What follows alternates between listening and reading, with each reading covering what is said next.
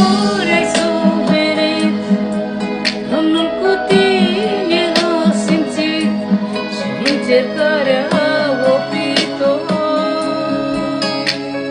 De câte ori tu vei striga, Domnul din cer te va asculta și frica o va alunga.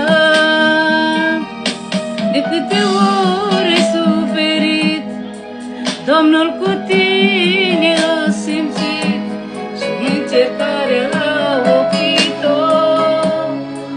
De câte ori tu vei striga, Domnul din cer te va asculta și frica o va alunga.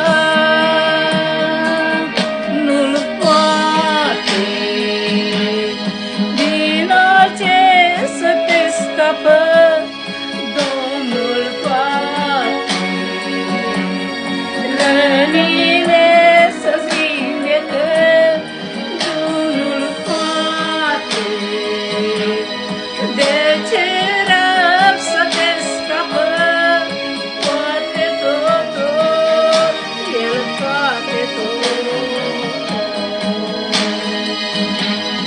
Domnul poate din orice să te scapă, Domnul poate rănile să-ți vindecă, Domnul poate să te scapă de la rău, El poate totul, El poate tot.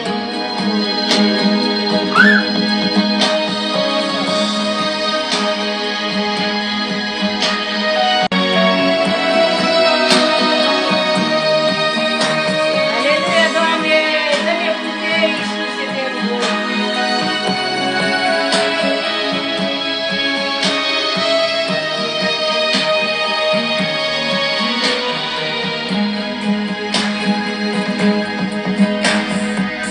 De câte ori ai obosit, Domnul mereu te-a sprijinit și pașii ți-a călăuzit.